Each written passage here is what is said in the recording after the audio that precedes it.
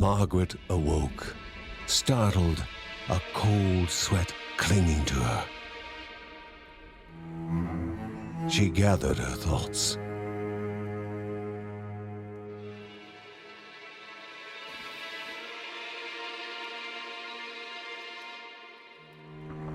Aged wood creaked, echoing through the quiet rooms.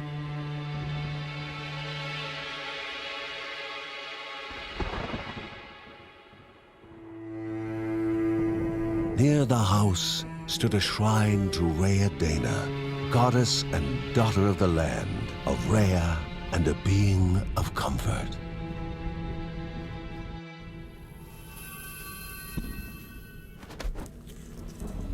Margaret sought answers.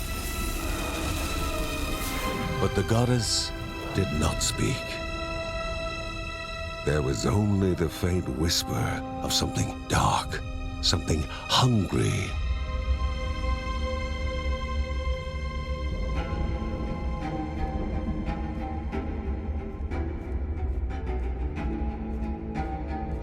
The old seer's bones felt the weight of their age as she climbed.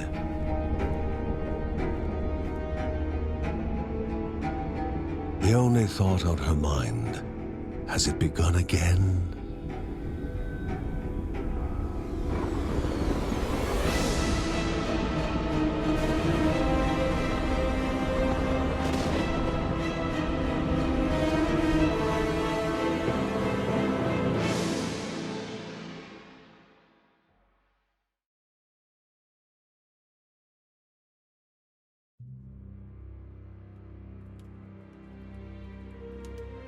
John's mission would be a simple one.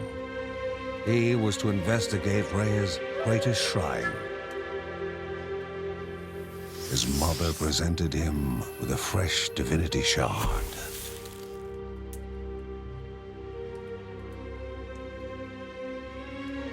From his brother came a newly sharpened sword.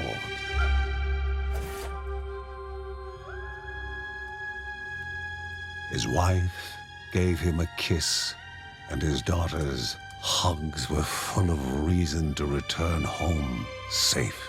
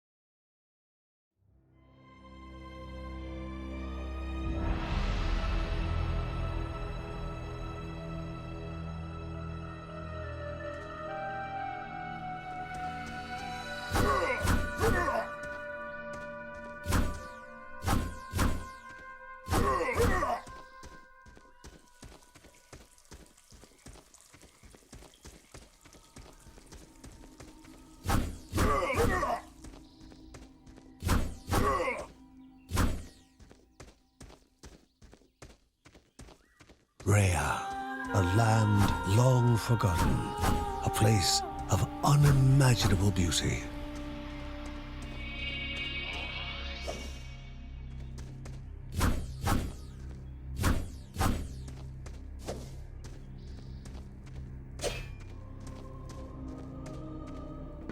It first appeared as sludge given life, slithering creatures, small and vile.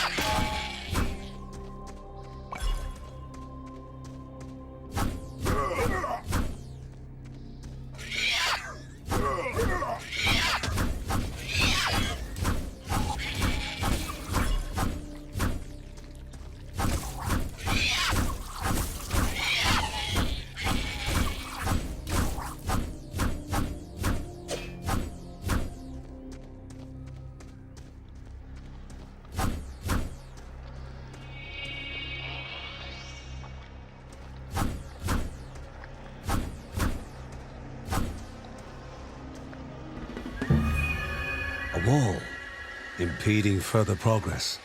A battle was certain.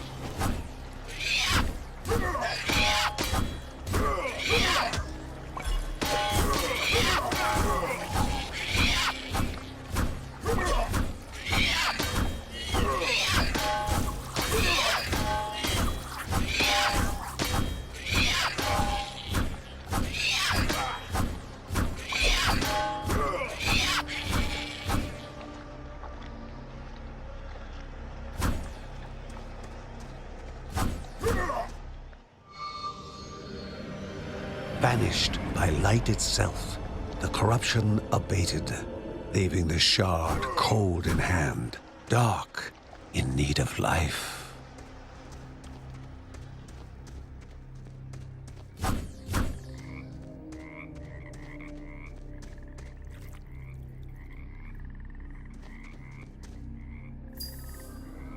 The shard grew warm, humming softly from the harnessed energy.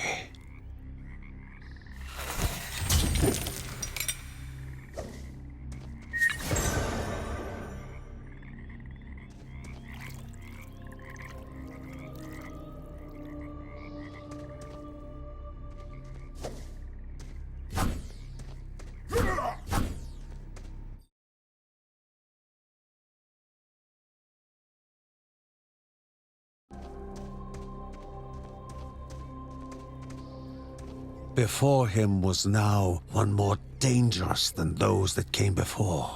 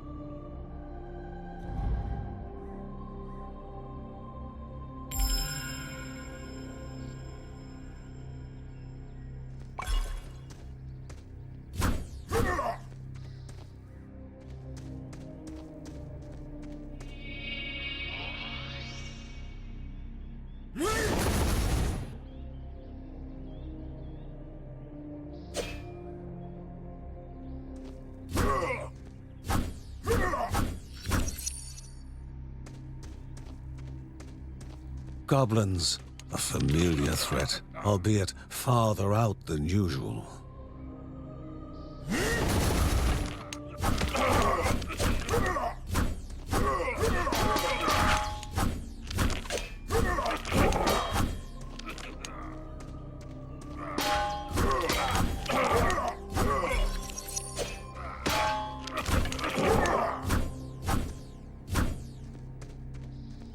Magnificent, but dangerous. A land of love found and of love lost.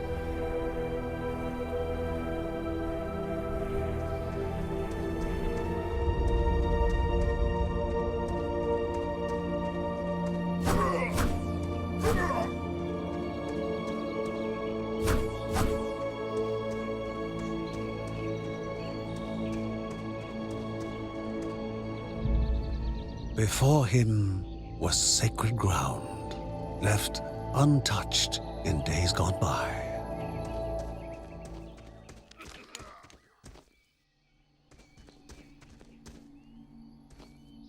Remaining calm and collected, the shock of his heart-skipping beats was concealed in expert fashion. Before him stood Linda, his eldest daughter, with bow and quiver at the ready, determined to do her part.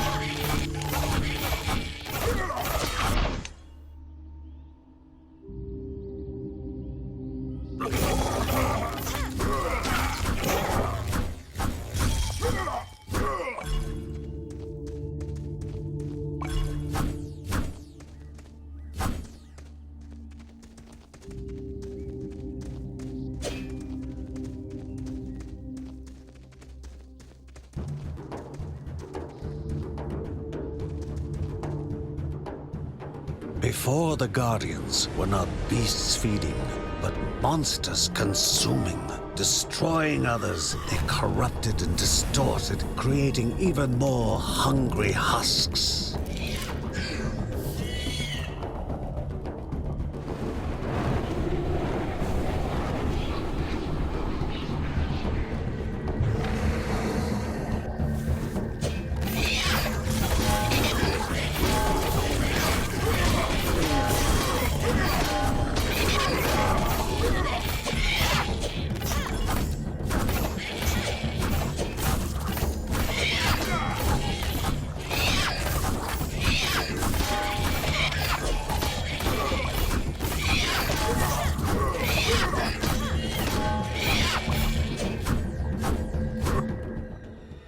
Both father and daughter gathered their thoughts, their hearts heavier than before.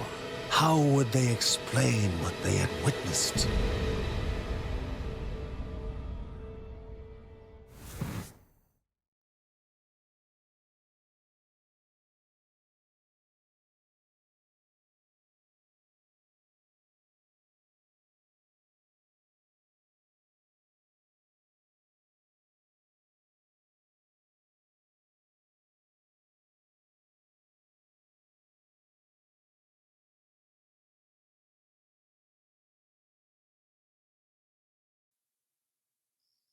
The ancient tree had been cut down.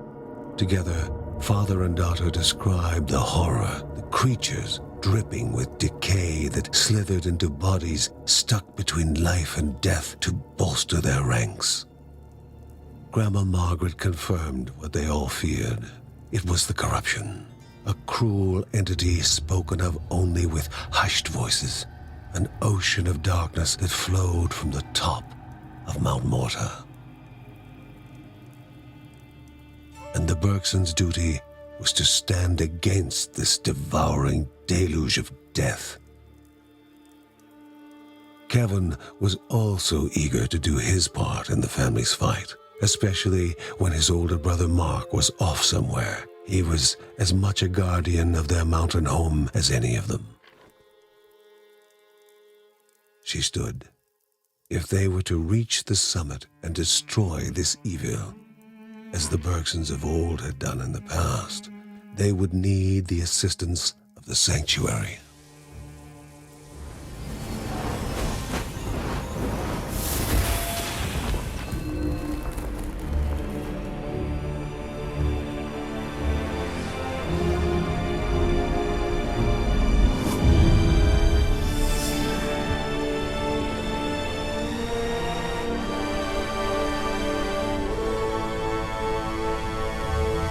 Given to the Bergsons by Rhea herself, the sanctuary was a gateway to the mysterious lands around the mountain.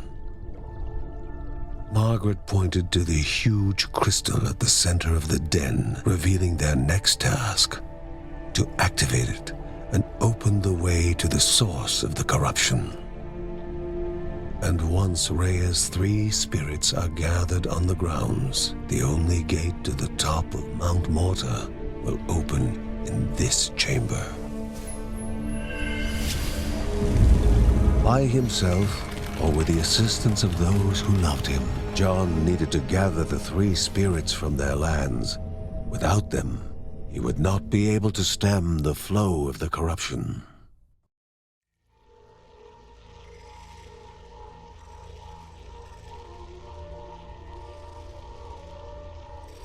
Halls of Anaidiah must be here, for she needs to be found.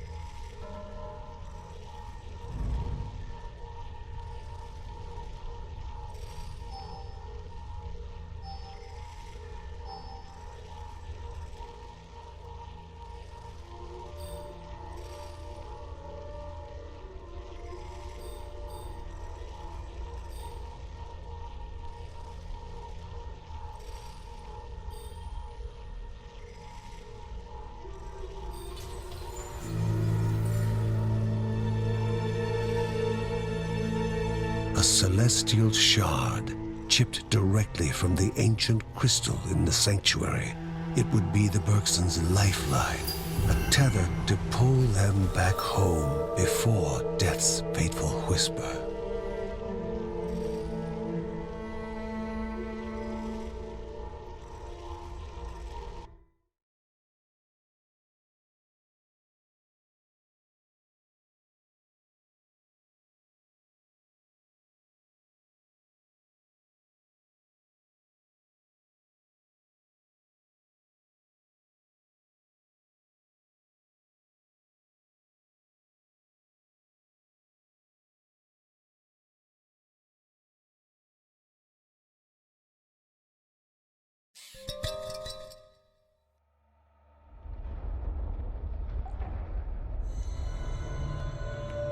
Filling the winding tunnels of the silk-covered caves, the acrid taste of poison lingered in the air.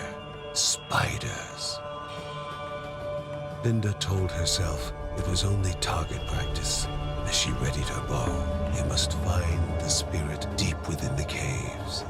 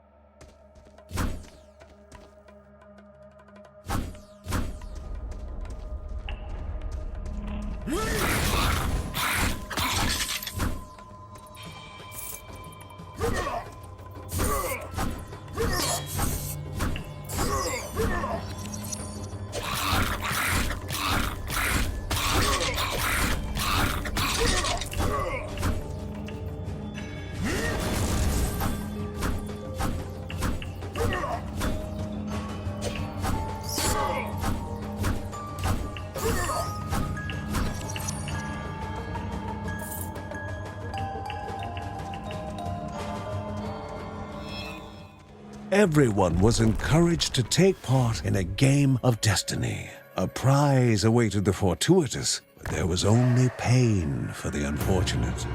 The Bergson began to slip away, wondering if this was death. It was warmer than they expected.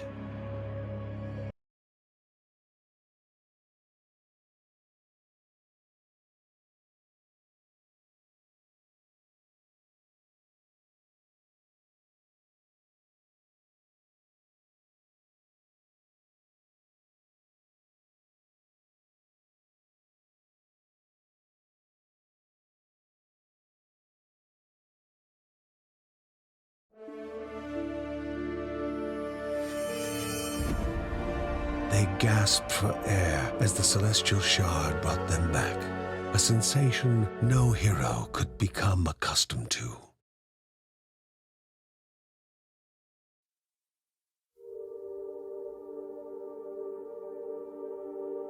As she heard John and Linda describe their foray, thoughts rushed through Margaret's head. The corruption had amplified the creature's wickedness, and no longer were they part of the harmony of the Rhea. With the new threats looming, Margaret asked Ben to prepare his workshop. He would have to take charge of enhancing the warrior family's weapons and armor.